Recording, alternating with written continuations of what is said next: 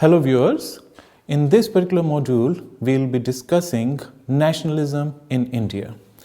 Indian nationalism has emerged under the conditions of political subjection of the Indians by the British. The concept of nationalism in India was largely derived from the feeling of getting rid of the British rule, and it was discussed by Gandhi, Tagore, Aurobindo, Vivekananda, amongst others.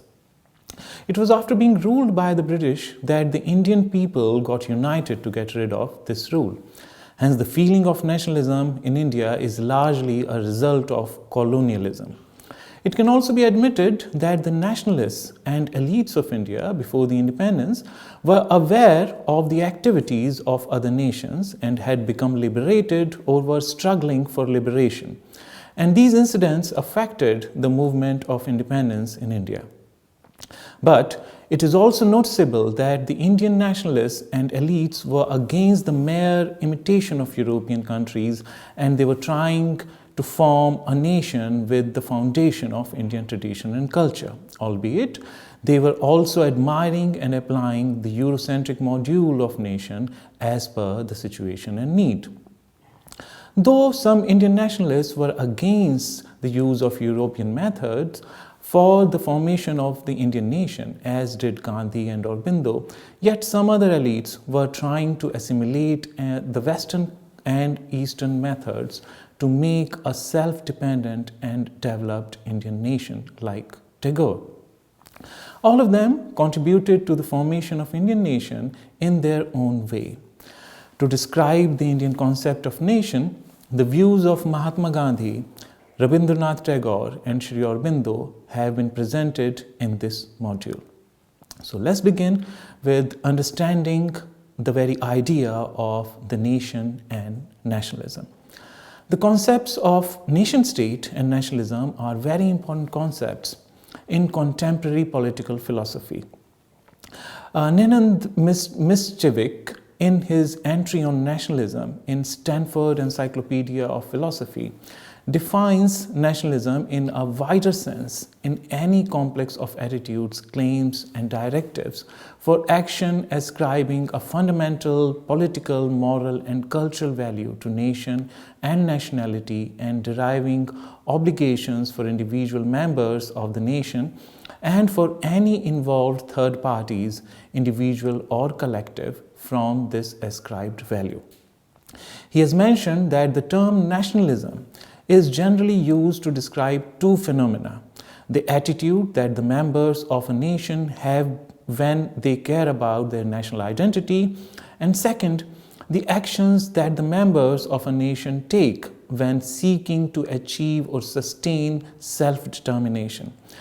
Now, the number one among these two ideas raises questions about the concept of a nation or national identity, for that matter, which is often defined in terms of common origin, ethnicity, or cultural ties, and specifically about whether an individual's membership in nation should be regarded as non-voluntary or voluntary. The second of these notions raises questions about whether self-determination must be understood as involving having full statehood with complete authority over domestic and international affairs, or whether something less is required. In this reference, it becomes significant to ask the question, what is a nation? A nation is a group of people who share common citizenship, common territorial land, common rights and duties, etc. And a nation whose boundaries coexist with the boundary of its state is called a nation-state. Though there are differences between these concepts, the nation-state and nation-state, yet they have been considered to be interrelated. The concept of nation is very ambiguous. There is no definite answer to the questions: what is a nation? What are the characteristics of a nation? When did a nation emerge, etc. But there is no doubt about the fact that it is a concept which originated under specific historical condition in the Western world in 18th century. There are so many views regarding the origin, definition and characteristics of nation. The purpose of this module is to locate the concept of nation and nationalism in India. India has a different history from that of European or American countries. It has a great variety of people having different religions, castes, and languages. Thus, it cannot be said that Indian nation was formed on the basis of religion or language. Though there was an existence of Bharat Desh before the 18th century, yet it came in existence as a nation having a definite territorial boundary, common rights and duties, and a sense of being an Indian in 20th century after becoming free from the rule of the British. Before the arrival of the East India Company, there were so many dynasties in India, and till 17th century, the Mughals acquired the most influential and powerful place over the soil of India. But the rule of other nation, that is the British government, forced Indian people to become united for their own national identity. Now, let's go on to the other topic, which is Gandhi's concept of Swaraj. A person who has affected the whole process of India's freedom struggle to a large extent and its emergence as a free nation was Mahatma Gandhi. The concept of Indian nation will remain incomplete without his name, as he was the most influential character of India's freedom struggle. He articulated his idea of nation by the concept of Swaraj, which is not limited to the political freedom only. Swaraj was the most suitable term to define the social and political freedom of India. It includes in itself national independence and political, social, economic, and spiritual freedom of an individual. On the other hand, it was non-violent in nature, and on the other, it was limited to only the replacement of the British rule by another form of coercive rule. Gandhi believed that the attainment of Swaraj, that is, self-rule, could be done in two ways. One is by getting rid of the clutches of the modern civilization, and another one is by making ourselves self-dependent and strong from inside. He was aware of the devastating effects of the British rule, which was controlled by the modern civilization, and he did not want that kind of rule to be imitated by the Indians. Gandhi argued that Swaraj for him was not, and I quote, English rule without the Englishmen. And when it becomes English, it will be called not Hindustan, but Englistan. This is not the Swaraj that I want, end of quote. On the contrary, he wanted the growth of India in its own distinctive way in the name of Swaraj. Gandhi also underlined the fact that Swaraj is also a self-transformative activity. In other words, Swaraj was about the constantly confirmed consciousness of being in charge of one's destiny. Not just about liberty, but about power. Swaraj, in Gandhian formulation, entails a disciplined rule from within. The idea of Swaraj provided the nationalists with a clearly defined socio-political economic vocabulary, meaningful for a subject nation. The whole concept of Swaraj, as was propounded by Gandhi, can be understood or explained in following points: ascertainment of non-violent nationalism, the criticism of modern civilization, demonstration of Swadeshi, and the criticism of state. Now let's discuss non-violent nationalism as propounded by Mahatma Gandhi. In the process of Indian freedom struggle, Gandhi used a different method from that of the West. He was a worshipper of ahimsa and satya, and he also rejected any sort of violence in attaining Swaraj, which was the method of the West. He has mentioned that through violence, a true nation cannot be attained. In the Indian context, he visualized that the aim should be to seek to persuade the British of the wrongness of their ways and bring about a change of heart through satyagraha. Gandhi used non-violent methods such as non-cooperation movement, civil disobedience movement, etc. to protest against the Britishers. Though he was a political leader of India, at the same time he was eager to preach the whole world the lesson of love and humanity. He has also declared, and I quote, "My nationalism includes the love of all nations of the earth irrespective of creed." End of quote. Thus, he was trying to harmonize the boundless love of humanity with the particularistic love of country, and he insisted that the struggle for national liberation ought to be rooted in a moral soul force or truth force, which are translations of satyagraha. Gandhi succeeded in infusing a mass zeal for participation in the freedom struggle through his non-violent nationalism, which came out in the form of satyagraha. In his conceptualization of ahimsa-driven nationalist struggle, compassion, love, and truth were important driving force for this battle for Swaraj. Satyagraha was not mere passive resistance. It denoted intense activity involving large masses of people. It was a legitimate, moral, and truthful form of political activity for the people against an unjust rule.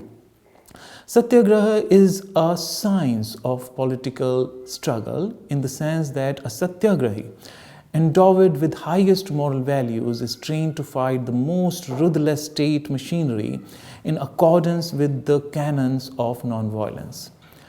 The political purpose of such a nonviolent nationalism was certainly not to give birth to yet another modern nation state, a la Britain, but to build an exemplary, decentralized nation of virtuous Indians guided by their own pre-modern tradition of performing duty and observing morality.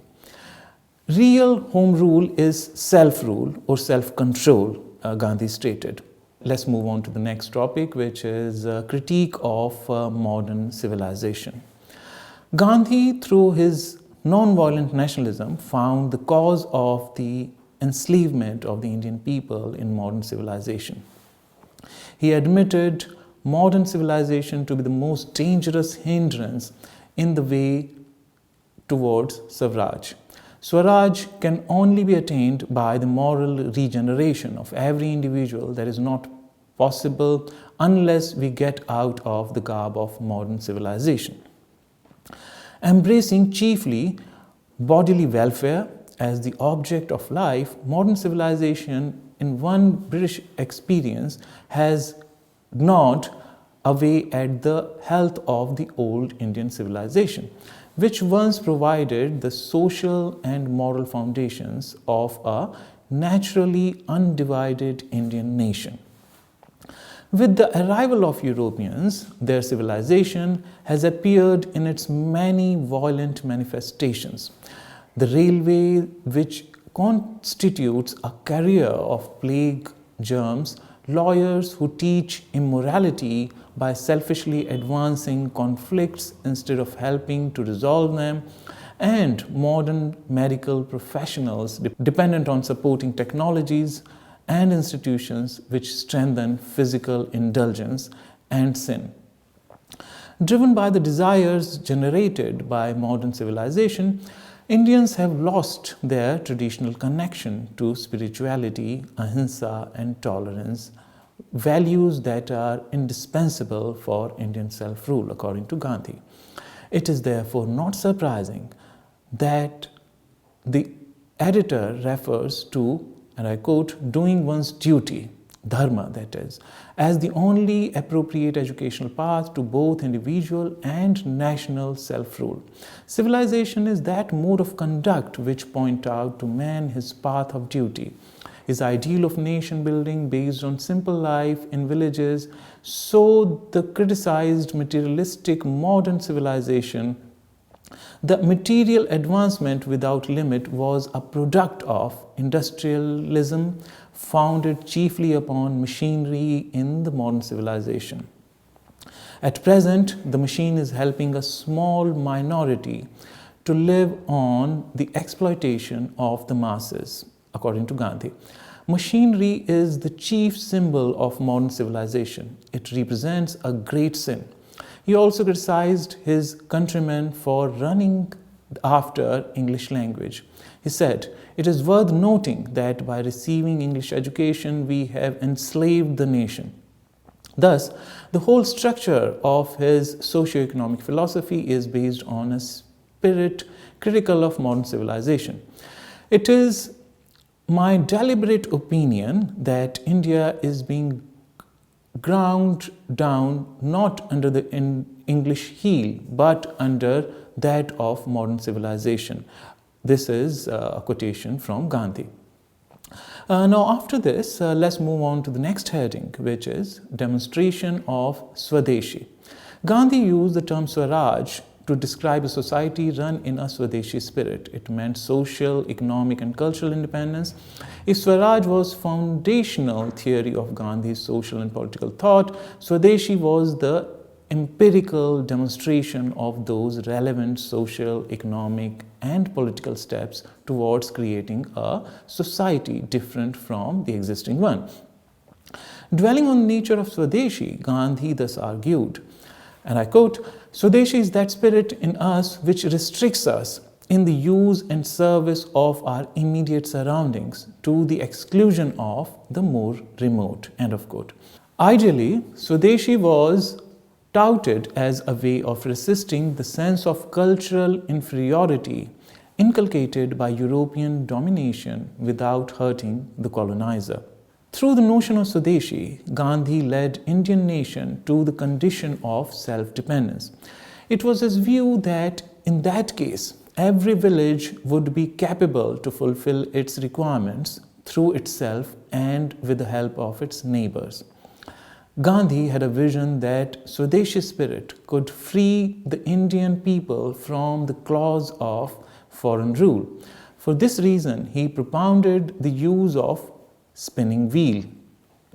Gandhi asserted, "The spinning wheel represents to me the hope of the masses. The masses lost their freedom, such as it was, with the loss of the charkha."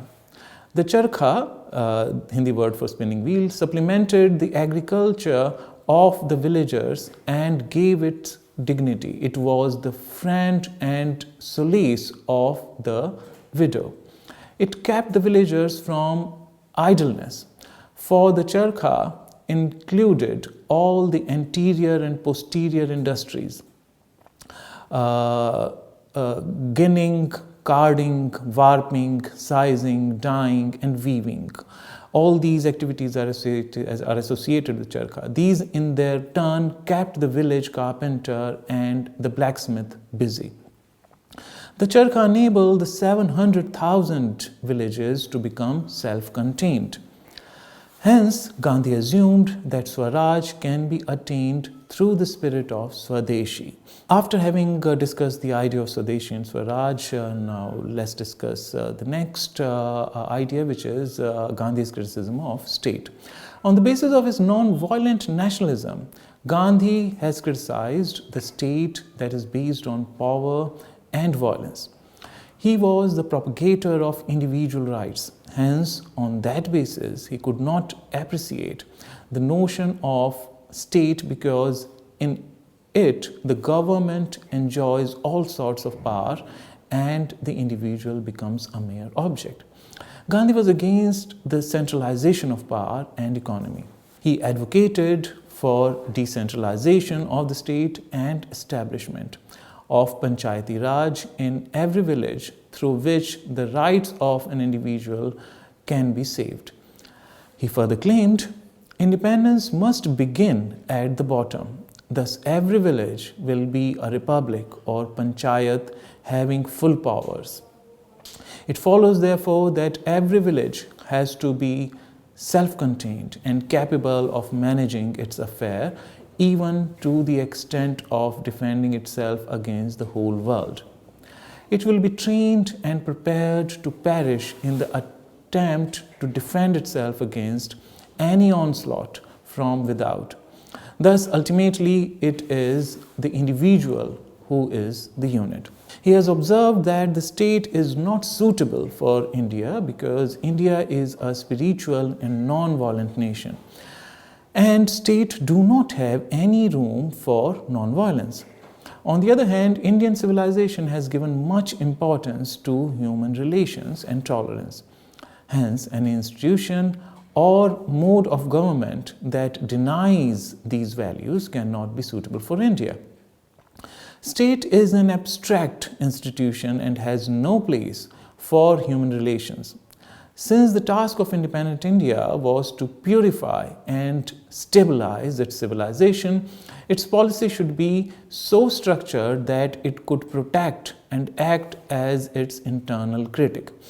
For these and other related reasons, Gandhi argued that independent India should evolve a new type of non-statal polity. Ideally, he preferred enlightened anarchy under which socially responsible and morally disciplined men and women never harmed one another and did not need any kind of polity. Since that was like the Euclidean straight line, inherently unrealizable but to be constantly approximated, Gandhi opted for ordered anarchy, under which citizens enjoyed maximum freedom consistent with the minimum necessary order. Gandhi asserted that this type of anarchy would be based on the principle of non-violence, and it will give much focus to village communities and human relations. Now let's move on to the next heading, which is the idea of India as envisioned by Gandhi. Gandhi's main concern was to make India a free and developed country, but he was not willing to establish it in the manner of other Western nations. As opposed to the more common term Rashtra, which emphasizes the dimension of the state power, Praja carries the strong denotation of people or cultural community. It is neutral to religion and sect. By nation, he meant the Indian nation, which already existed, that is, the people of India or Indians themselves. He held that Indians, irrespective of their region, religion, or sect, constituted a single nation. Gandhi argued that the language of nationalism was both incompatible with the Indian situation and inherently absurd. India was not a nation but a civilization which had been benefited from the contributions of different races and religions over the centuries. Although he turned his back on conventional politics, Gandhi never gave up on his lifelong dream of purifying India. Indeed, in the last years of his life, he redoubled his efforts to realize his moral vision of redemptive love and non-violence through the implementation of his constructive program, which put forth a rather ambitious agenda. This step, which was the establishment of communal unity, the removal of untouchability, the re-establishment of rural industries, village sanitation, prohibition, basic education for all, the promotion of national language, education in health and hygiene, and work toward economic equality. His constructive program was a part of his larger strategy of building up Indian character and society. This is the end of discussion on Gandhi's idea of nation nationalism. Now let's move on to the next very important thinker in this regard, which is Rabindranath Tagore. Now next we would discuss Tagore's notion of nationalism. Rabindranath Tagore had many disagreements with Mahatma Gandhi on a variety of subjects, including nationalism, patriotism, the importance of cultural exchange, the role of rationality and of science, etc. Perhaps Tagore and Gandhi differ in their views because of their different personalities, as Tagore was a poet and Gandhi was a political leader. But both of them recognize the need for a national ideology of India as a means of cultural survival, and both recognize that for the same reason India would either have to make a break with the post-medieval Western concept of nationalism or give the concept a new content. As a result, for Tagore, nationalism itself becomes gradually illegitimate, or for Gandhi, nationalism began to include a critique of nationalism. Nationalism, according to Tagore, was a great menace. To him, it was a cruel epidemic of evil that is sweeping over the human world of the present age and eating into its moral vitality. For him, nationalism was an imported Western category that was not based on social cooperation but on the spirit of conflict and conquest. It was linked with the impersonal, machine-like instrumentalism of modern West thinking. Tagore said, and I quote, "India has never had a real sense of nationalism," end of quote. He asserted that competing with Western civilization in its own field will be of no use for India. It has its own history, and hence imitating others' concept of national nationalism will not help us in any way. We have been ignoring the difference of historical, social and political context of ours in trying to imitate the others. In one of his famous novels, Gora, the main character of the novel, Gora, says at one place, and I quote, "If we have the mistaken notion that because the English were strong, we can never become strong unless we become exactly like them, then that impossibility will never be achieved. For by mere imitation, we shall eventually be neither one thing nor the other." Nationalism in India produced devastating effects. Indian nationalist leaders who blindly advocated nationalist sentiments in the Indian colonial context ignored the differences that existed in a multi-ethnic, multi-religious, politically and economically weak and dependent society. In other parts of the world, nationalism arose due to various reasons which were not based on traditional affiliations.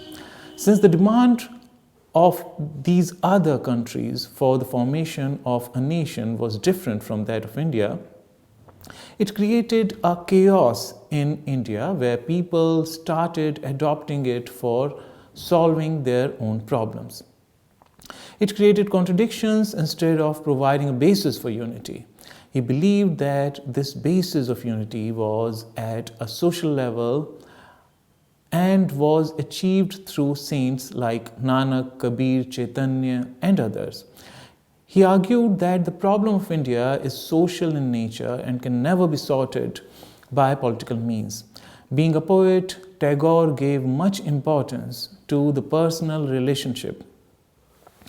All his novels and poems, etc., are the evidences for this statement. He condemned nationalism also because of personal relationship. He believed that the Western concept of nationalism had no place for personal touching. It is totally based on the idea of establishing oneself by destroying others. He defined nationalism on the basis of cultural unity. He denied its Western perspective and showed through his novel that the main essence of nationalism lies in the fact that we should consider all the religion and castes and human being as one and not to alienate others as untouchable. But the original concept of nationalism does not have this quality. On the same basis, he criticized also the Western concept of nation. According to Tagore, and I quote, A nation, in the sense of the political and economic union of a people, is that aspect which population assumes when organized for a mechanical purpose. He says that now the living bonds of society are breaking up and giving place to merely mechanical organization. And when this organization of politics and commerce, whose other name is the nation, becomes all powerful at the cost of the harmony of the higher social life, then it is an evil day for humanity.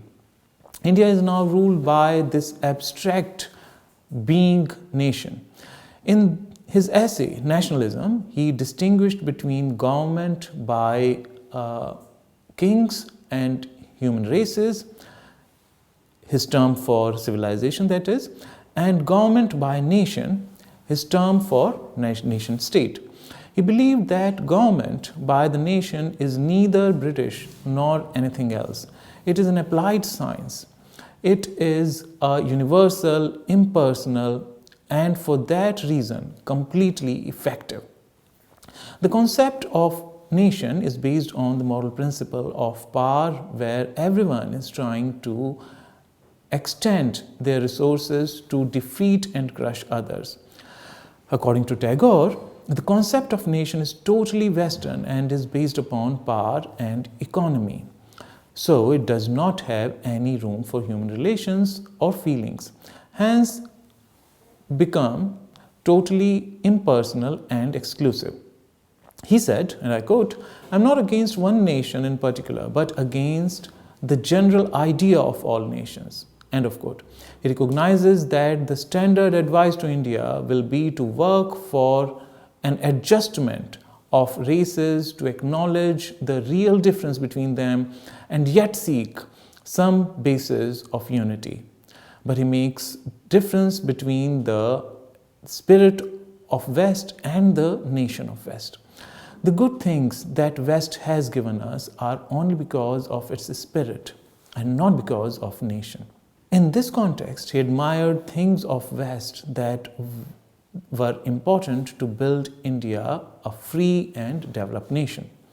In opposition with Gandhi's thought, he believed that instead of rejecting everything Western and adopting everything indigenous, as propagated by the cult of Charkha, Indians must take the best of the West and assimilate it with the best of India, so as to create a self-reliant country and dispense with its dependence on alien rule. Tagore tried to create a modern consciousness in Indian people. For Tagore, Western ideas, particularly science, were vital to India's regeneration. Though he harbored serious reservations about machines, he was in sympathy with the spirit of rational curiosity during the development of science. He wanted to inculcate this spirit of inquiry in the minds of Indian people. Instead of propagating the cult of Charkha, he wanted Indian leaders to modernize their farming techniques. He wanted to introduce cooperative crop production, distribution of points of high quality seeds, and schemes to test soil and supply suitable manure.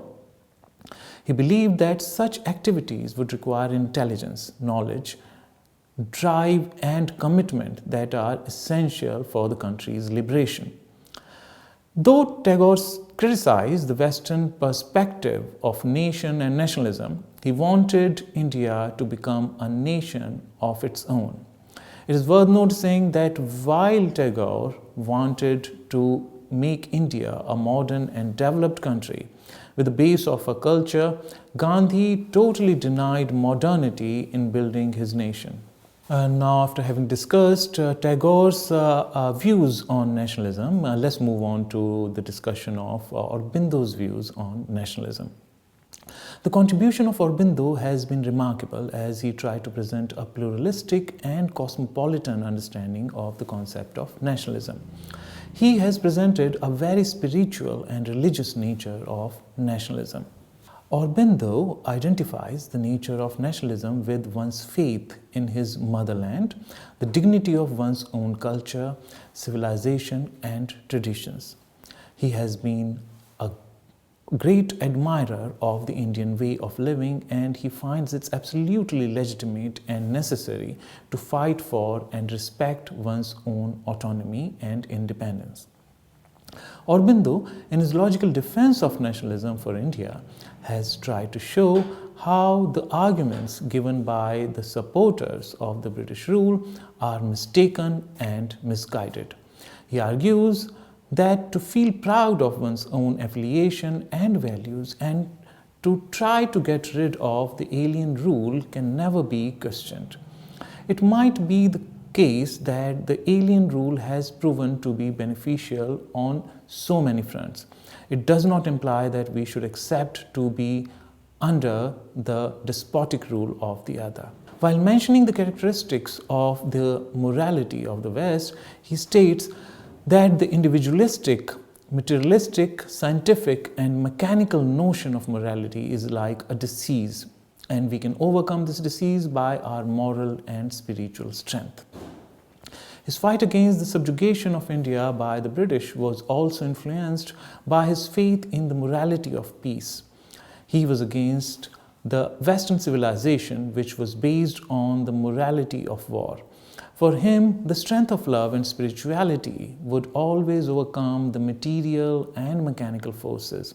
He argues that morality works at three levels: individual, the group of individuals, and a nation or community, and the humankind at large. In order to understand the views of Aurobindo, we need to look at his views from the perspective of these three levels of morality. Whereas, on the one hand, the Western notion of nationalism and morality is based on and limited to the first level of morality, that is, the individual's level. The concept of Indian nationalism and morality is an attempt to incorporate all three levels. The means to do this, according to Aurobindo, is our very civilization and culture, which is spiritual in nature, and Hinduism could give us an insight towards this step. As we know, Aurobindo was a strong follower of Hinduism. In his essay entitled Bhavani Mandir, he wrote, "For what is a nation? What is our mother country?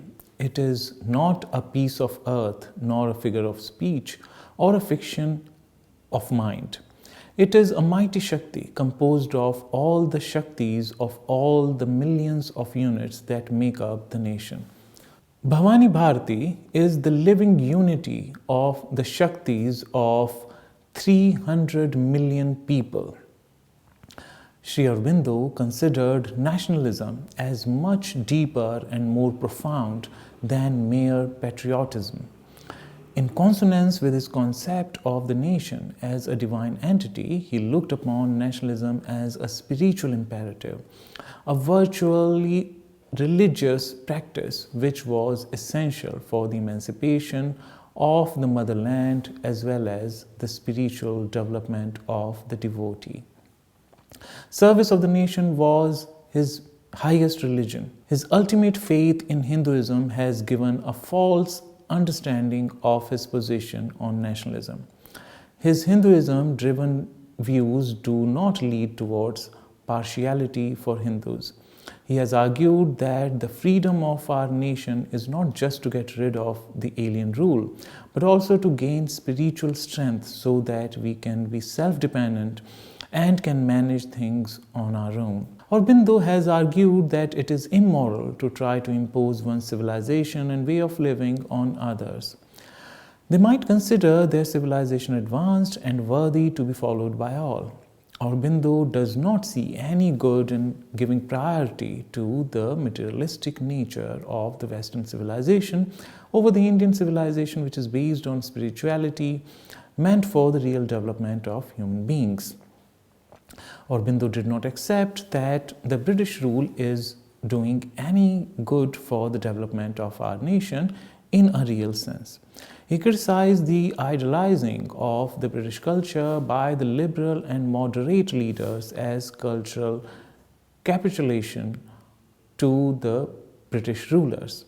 He asserted that this would only engender an inferiority complex among the Indians and would suppress their national pride and self-confidence, which are vital to the struggle for freedom. Unless and until a large section of the population really desired the independence of India deeply and be prepared to make great sacrifices for it, Swaraj would not be possible. They should feel that if a real effort was made, there was a good chance of success. Realizing the widespread apathy and despair which prevailed in the then India, Aurobindo advocated a fight against this psychological barrier that existed in the minds of large sections of the people. For a great and powerful political awakening in India, he wanted to infuse Indian politics with Indian religious fervor and spirituality. The spirituality of the nationalism is such that it is not only capable of giving us independence from foreign rule, but our self-development would also be dependent on that. To feel proud of one's nation and be devoted for one's motherland is the ultimate duty and the way to emancipation, according to Aurobindo. Aurobindo's religious fervor have been misunderstood by various thinkers, and he has been criticized for promoting Hindu nationalism. As has been mentioned earlier, his nationalism is situated within a Hindu context, but not limited to it. It should be remembered that the vast majority of the mass of Hindus, unless they were touched at their deepest level and appealed in the name of their valuable possession, it would have been impossible to mobilize them. In a country like India, where the age-old civilization is based predominantly on Hinduism, obviously for the greater national interest, the radical leaders, including Sri Aurobindo, had appealed the Hindus than any other religious group. Moreover, most of the radical leaders were Hindus of deep religious and spiritual convictions. So their appeal to the masses could not have been couched in non-religious terms. These religious-minded leaders appealed the majority of the Indian mass who were Hindus for the greater interest of the nation. It is an unfortunate fact that such appeal, though it did not have any intention to underestimate or tends to alienate any other religions of India, according to many of the scholars. This understanding of nationalism is not limited to one religion. It is extended to every Indian, and if we go one step ahead to the level of every individual, his Advaitic philosophical understanding cannot be partial or exclusive of any religion or race. He was not against any religion or any sect of society, according to the views of some scholar, though some other scholars believe to the contrary. He was against the attitude of not giving complete devotion to one's motherland. He was against the practice of individualistic materialism. He considers the spirituality of nationalism to be the foundation of human unity. He starts his views with the foundation of Hindu understanding of the concept of nationalism. So viewers, I hope you like this video. On behalf of the entire team, I thank you for watching this video and we wish you all the very best. Thank you.